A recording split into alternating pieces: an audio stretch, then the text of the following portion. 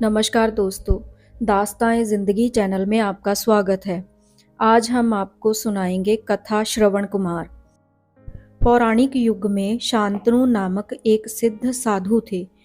इनकी पत्नी भी एक सिद्ध धर्मपरायण नारी थी। कहानी उस समय की है जब शांतनु और उनकी पत्नी बहुत वृद्ध हो चुके थे और उनकी आंखों की रोशनी भी चली गई थी। इन दोनों का एक पुत्र था जिसका नाम था श्रवण कुमार। श्रवण कुमार बहुत ही सरल स्वभाव का व्यक्ति था। माता पिता के लिए उसके मन में बहुत प्रेम एवं श्रद्धा थी। वो दिन रात अपने माता पिता की सेवा करता था। अपने माता पिता का बच्चों की तरह लालन पालन करता था। उसके माता पिता भी स्वयं को गौरवशाली महसूस करते थे और अपने पुत्र को दिन रात हजारों दुआएं देते थे। कई बार दोनों एक दूसरे से कहते कि हम कितने धन्य हैं कि हमें श्रवण जैसा मातृभक्त पुत्र मिला, जिसने स्वयं के बारे में ना सोचकर अपना पूरा जीवन वृद्ध नेत्रहीन माता पिता की सेवा में लगा दिया। इसकी जगह कोई अन्य होता तो विवाह के बाद केवल स्वयं का हित सोचता और बूढ़े नेत्रहीन माता पिता को कहीं छोड़ आता और खुशी से अपना जीवन यापन करता।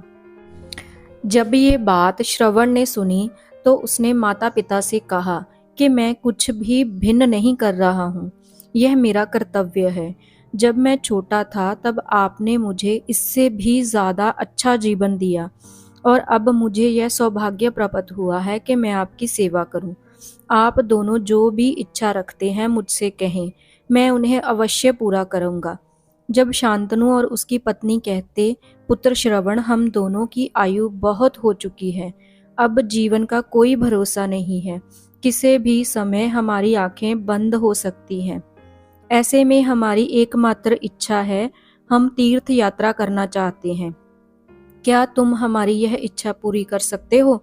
श्रवण कुमार अपने माता पिता के चरणों को पकड़कर अत्यंत प्रसन्नता से कहता है, हाँ पिताश्री, यह तो मेरे लिए परम सौभाग्य की बात होगी कि मैं आप दोनों की इच्छा पूरी करूं।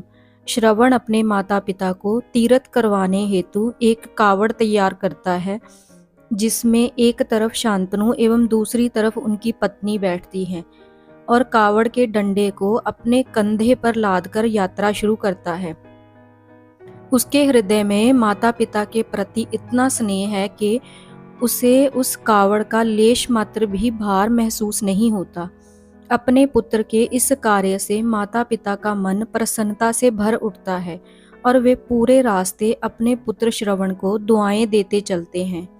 तीर्थ करते समय जब वे तीनों अयोध्या नगरी पहुंचते हैं तब माता पिता श्रवण से कहते हैं कि उन्हें प्यास लगी है। श्रवण कावड़ को जंगल में रखकर हाथ में पत्तों का पात्र बनाकर सरयू नदी से जल लेने जाता है। उसी समय उस वन में अयोध्या के राजा दशरथ आखेट पर निकलते हैं और उस घने वन में हिरणों का शिकार बनाने के लिए उसका पीछा कर रहे थे। तब ही उन्हें घने जंगल में झाड़ियों के पास सरयू नदी से पानी में हलचल की आवाज आती है। उस हलचल को हिरण के पानी पीने की आवाज समझकर महाराज दशरथ शिकार के उद्देश्य से तीर चला देते हैं और उस तीर से श्रवण कुमार के हृदय को आघात पहुंचता है, जिससे उसके मुंह से पीड़ा भरी आवाज निकलती है, जिसे सुन दशरथ स्तंभ रह जाते हैं और उन्हें अनहोनी का एहसास होता है और वे भागकर सरयू नदी के तट पर पहुंचते हैं, जहां वे अपने तीर को श्रवण के हृदय में देख भयभीत हो जाते हैं और उन्हें अपनी भूल का एहसास होता है। दशरथ श्रवण कुमार के समीप जाकर उससे क्षमा मांगते हैं। तब अंतिम सांस लेता श्रवण कुमार महाराज दशरथ को अपने वृद्ध नेत्रहीन माता पिता के बारे में बताता है और कहता है कि वे प्यासे हैं, उन्हें जाकर पानी पिला दो और उसके बाद उन्हें मेरे बारे में कहना। और इतना कहकर श्रवण कुमार मृत्यु को प्राप्त हो जाता है। भारी हृदय के साथ महाराज दशरथ श्रवण के माता पिता के पास पहुंचते हैं और उन्हें पानी पिलाते हैं। माता पिता आश्चर्य से पूछते हैं कि उनका पुत्र कहाँ है। वे भले ही नेत्रहीन हों, पर वे दोनों अपने पुत्र की आहट से समझ लेते हैं। माता पिता के प्रश्नों को सुनकर महाराज दशरथ उनके चरणों में गिर जाते हैं और बीती घटना को विस्तार से कहते हैं। पुत्र की मृत्यु की खबर सुनकर माता पिता रोने लगते हैं और दशरथ से उन्हें पुत्र के पास ले जाने को कहते हैं। महाराज दशरथ कावड़ उठाकर दोनों माता पिता को श्रवण के शरीर के पास ले जाते हैं। माता पिता बहुत जोर जोर से विलाप कर रहे हैं। उनके विलाप को देख महाराज दशरथ को अत्यंत ग्लानि का आभास होता है और वे अपनी करनी की क्षमा याचना करते हैं। लेकिन दुखी माता पिता शांतनु महाराज दशरथ को श्राप देते हुए कहते हैं कि जिस तरह मैं शांतनु पुत्र वियोग में मरूंगा, उसी प्रकार तुम भी पुत्र वियोग में मरोगे। इतना कहकर दोनों माता पिता अपने शरीर को त्याग मृत्यु को प्राप्त हो जाते हैं। महाराज दशरथ श्राप मिलने से अत्यंत व्याकुल हो जाते हैं और कई वर्षों बाद जब उनके पुत्र भगवान राम का राज्य अभिषेक होता है, तब माता कैकेयी के वचन के कारण राम, सीता और लक्ष्मण को 14 वर्षों का वनवास स्वीकार करना पड़ता है।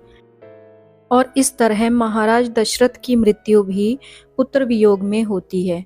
अपने अंतिम दिनों में उन्हें शांतनु के कहे शब्द याद आते हैं और वे राम के वियोग में अपना शरीर त्याग देते हैं। कहानी की शिक्षा। हमें यह कहानी यही शिक्षा देती है कि बिना लक्ष्य को देखे उसे भेदना कई बार आपको गलती का पात्र बना देता है और आप ना चाहते हुए भी दूसरों के दुख का कारण बन जाते हैं। यह थी श्रवण कुमार की कहानी। अपनी माता पिता भक्ति के कारण ही श्रवण कुमार पुराणों में जीवित हैं। श्रवण कुमार सदैव अपनी मातृभक्ति के लिए जाने जाते हैं और उन्हीं की कहानी सुनाकर माता पिता अपने बच्चों को संस्कारित करते हैं। ऐसी और कहानियाँ देखने के लिए चैनल को लाइक, सब्सक्राइब और शेयर करना ना भूलें। Thanks for watching.